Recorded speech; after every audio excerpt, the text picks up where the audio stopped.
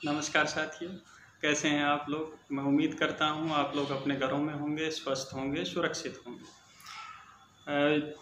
और इस दौर में हम सब सिर्फ इतना ही कह सकते हैं कि सर्वे भवन्तु सुखिनः, सर्वे सन्तु निरामया, सर्वे भद्राणि पश्यन्तु माँ कश्चित् दुःखभाग् भवेत्। सब लोग ठीक रहें। और साथियों, ये दौर भी बीत जाएगा। हम सब बहुत जल्दी मिलेंगे, फिर से इकट्ठा होंगे, फिर से ब्लैक बोर्ड और चौक से भी पढ़ेंगे, और तब तक के लिए इस इंफॉर्मेशन टेक्नोलॉजी का भी हम लोग सहारा ले लेते हैं। अच्छी चीज़ों का सहारा ले भी लेना चाहिए।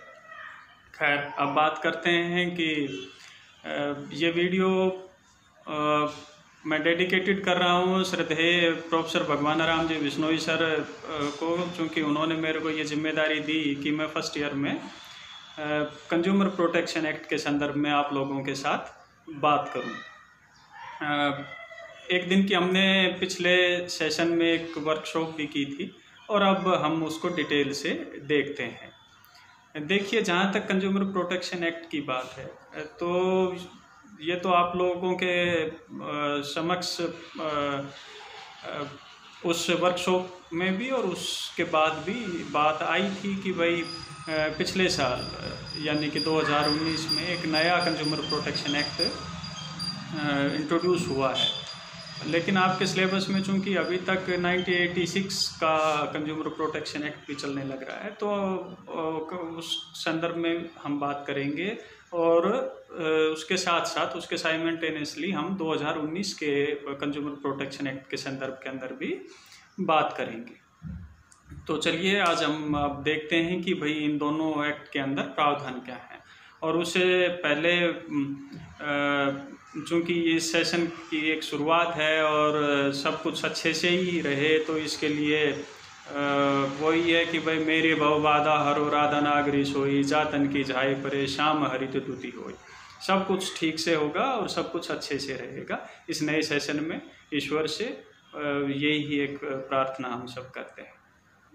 तो जहाँ तक कंज्यूमर प्रोटेक्शन एक्ट की जो बात है, तो प्रोटेक्शन किसको और प्रोटेक्शन किससे, किसको प्रोटेक्शन, टू होम, कि कंज्यूमर कौन। देखिए, अब ये वैश्विक दौर है, और इस वैश्विक दौर के अंदर जो बाजार है वो आपके घर तक दस्तक दे रहा है।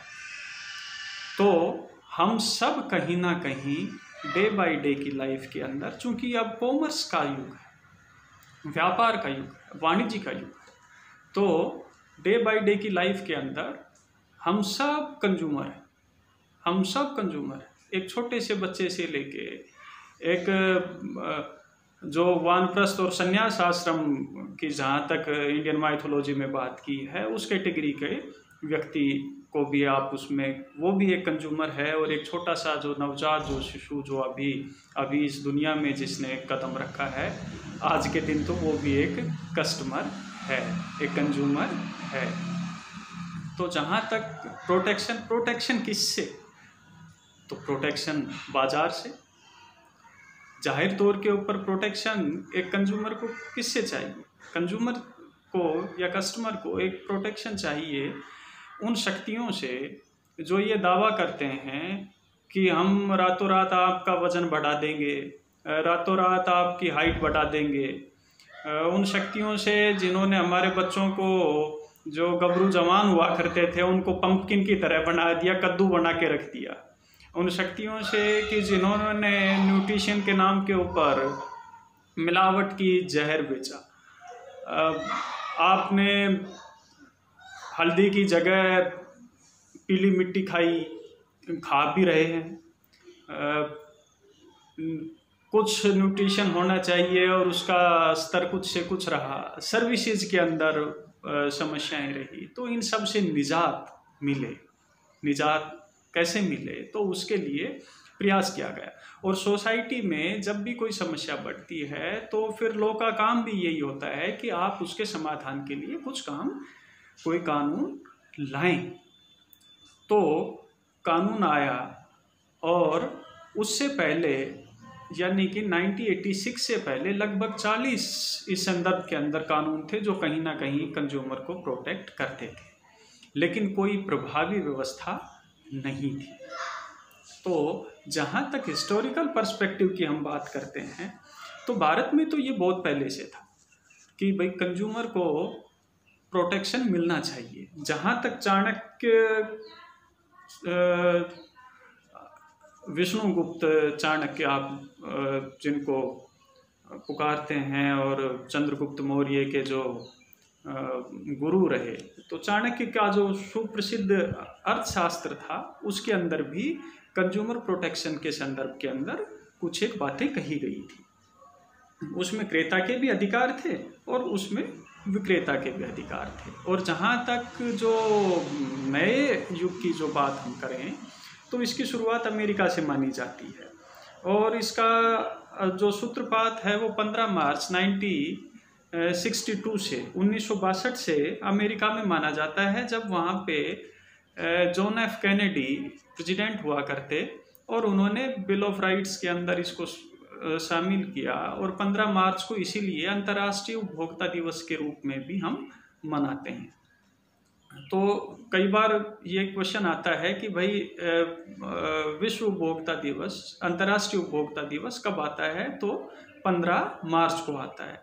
और 15 मार्च इसीलिए कि चूंकि अमेरिका के अंदर उसको इंट्रोड्यूस किया गया था, तो इसलिए विश्व उपभोक्ता दिवस याद रखें 15 मार्च को आता है। और फिर जहाँ तक हम भारत की बात करें तो इसका जो श्रेय जो जाता है वो JRD टाटा, स्वर्गीय JRD टाटा को जाता है। देखिए, टाटाज ने इस देश की इकोनॉमी के लिए, इस देश के उद्योग जगत के लिए बड़े आमूल कार्य किए, बहुत इस देश की इकोनॉमी को इस स्तर के ऊपर लेके आए। और उन्होंने ही एक वेलफेयर जो स्टेट की जो अवधारणा रहती है उसको भी साकार करने की दिशा के अंदर अपना योगदान दिया। तो JRD टाटा ने 1966 में एक फेयर प्रैक्टिस एसोसिएशन की स्थापना की बॉम्बे में।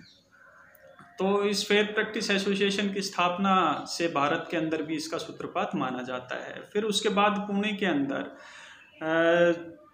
BM जोशी जी ने एक NGO, एक स्वयंसेवी संगठन स्थापित किया ग्राहक पंचायत के नाम से। तो उसके बाद महाराष्ट्र में ही बॉम्बे में फेयर प्रैक्टिस एसोसिएशन की स्थापना हुई और फिर उसके बाद पुणे के अंदर स्थापना हुई ग्राहक पंचायत की। और फिर 1986 एक मील का पत्थर आया। स्वर्गीय राजीव गांधी उस दौरान प्रधानमंत्री थे और ये बिल, ये कानून ये इंट्रोड्यूस किया गया।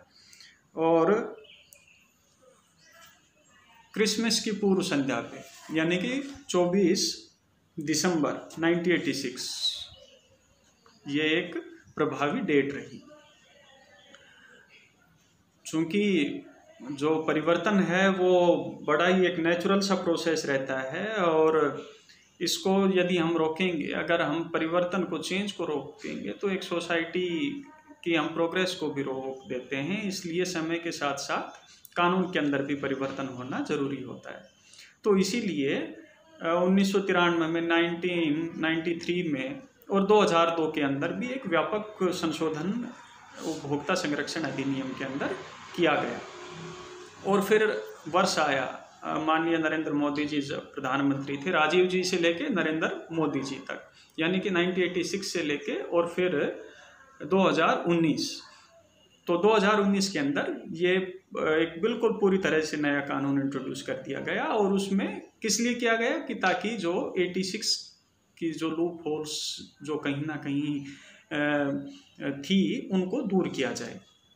जैसे फॉर एग्जांपल, उस दौरान कोई कल्पना नहीं कर सकता था कि हम जूम ऐप से बात करेंगे, हम मीटिंग करेंगे, जीमेट पे मिलेंगे, गूगल और इन सब की आप बात छोड़ दीजिए, और अमेजोन, फ्लिपकार्ट और ये सब बाजार हमारे मोबाइल के अंदर आ जाएगा।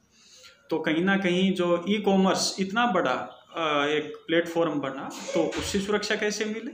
क्या 1986 में कोई सोच सकता था? नहीं सोच सकता था। इसलिए 2019 में ज़रूरी हो गया था।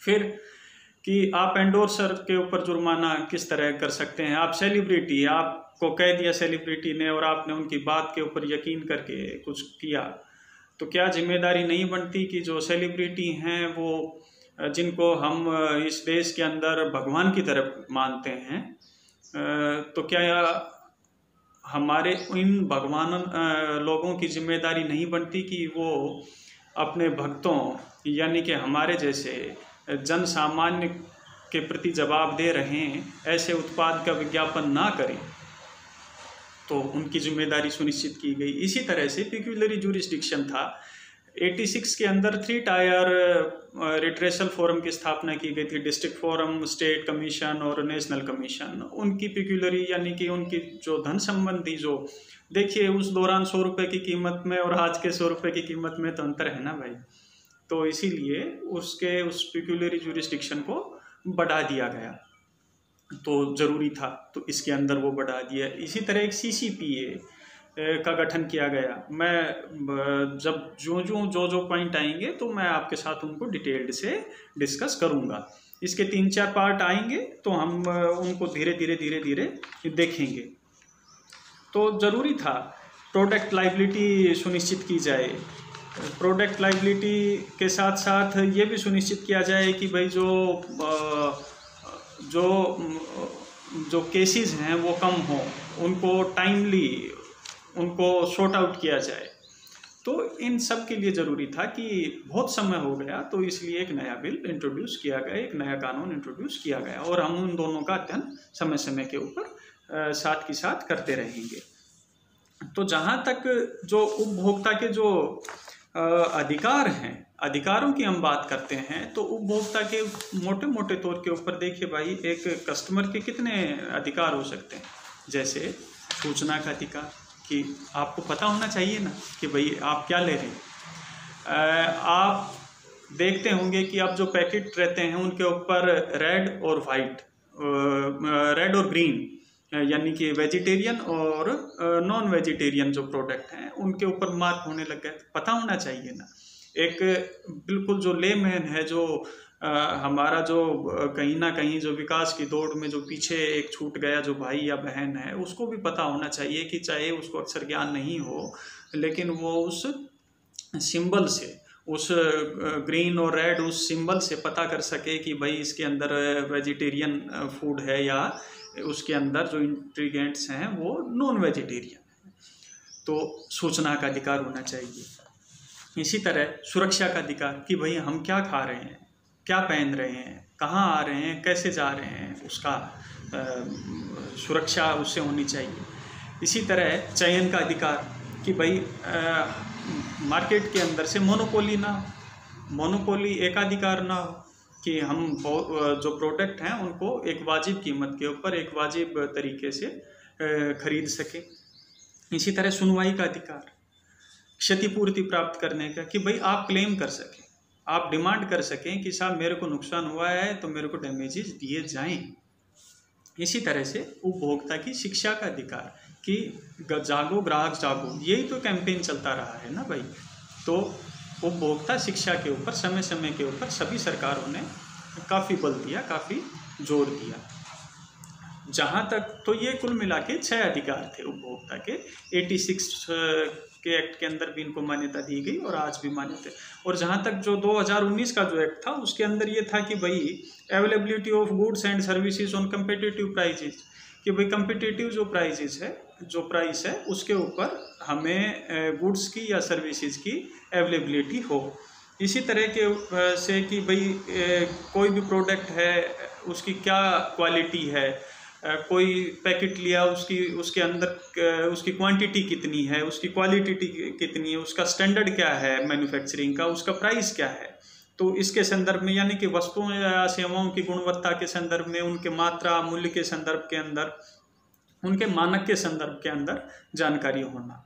इसी तरह से कि ऐसी वस्तुओं से सुरक्षा की जो व्यक्ति को या जीवन को या संपत्ति को क्षति पहुंचा सकती हैं, या अनुचित या प्रतिबंधित व्यापार की स्थिति के अंदर मुआवजे के संदर्भ के अंदर, यानी कि क्लेमिंग डैमेजेस या demanding damages for unfair practices. तो अनफेयर जो प्रैक्टिसेस जो हैं उनके संदर्भ के अंदर आपको डैमेजेस मिलें, आप डैमेजेस क्लेम कर सकें। तो ये उपभोक्ता के अधिकार रहे। और एक सामान्य उपभोक्ता अभी तक भी इतना जागरूक नहीं है, इसके लिए जरूरी था कि उसको सुरक्षा मिले। तो क्लास एक्शन सूट की भी बात की गई इसके अंदर कि भैया हमने एक माचिस खरीदी या कुछ ऐसा कोई प्रोडक्ट खरीदा कि जिसकी कीमत बहुत कम थी, तो उसके लिए क्लास एक्शन सूट की बात इसीलिए की गई 2019 के एक्ट के अंदर भी। तो अब हम बात करेंगे इस हिस्टोरिकल पर्सपेक्टिव के बाद कि भाई उपभोक्ता है कौन, कंज्यूमर है कौन। तो देखिए, कंज्यूमर वो है कि जो या तो गुड्स लेगा या सर्विस लेगा। तो गुड्स और सर्विस को जो कंज्यूम करे, ये गुड्स और सर्विसेज के अंदर बेसिक अंतर यही आप समझिए कि भाई वो टेंजिबल होता है, गुड्स वो दिखाई देता है, और सर्विसेज मोटे तौर के ऊपर स्वाभाविकता दिखाई नहीं देती।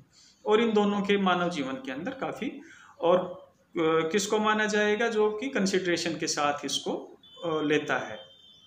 कंसिडरेशन क्या रहता है, वो प्राइस ऑफ प्रॉमिस रहता है, जैसा कि मैंने आपको बताया। तो अब नेक्स्ट जो वीडियो रहेगा उसके अंदर मैं आपके साथ ये डिस्कस करूंगा कि एक कंज्यूमर या एक कस्टमर है कौन, आप किसको एक उपभोक्ता मानेंगे। क्या आप ऐसे व्यक्ति को उपभोक्ता मान सकते हैं कि जैसे कि हमारे बीकानेर में या राजस्थान में या हिंदुस्तान की संस्कृति के अंदर हम जैसे फ्री के अंदर कुछ मिलने लग रहा है, लाइक हम किसी गोठ में, किसी भंडारे के अंदर जाके हमने कुछ खाना खाया, तो क्या हम उपभोक्ता हुए। तो एक भंडारे में खाना खाना और एक रेस्टोरेंट में खाना अंतर आए ना। तो इसी तरह से मैं आपके साथ डिस्कस करूंगा कि एक उपभोक्ता होता कौन है। तब तक के लिए नमस्कार।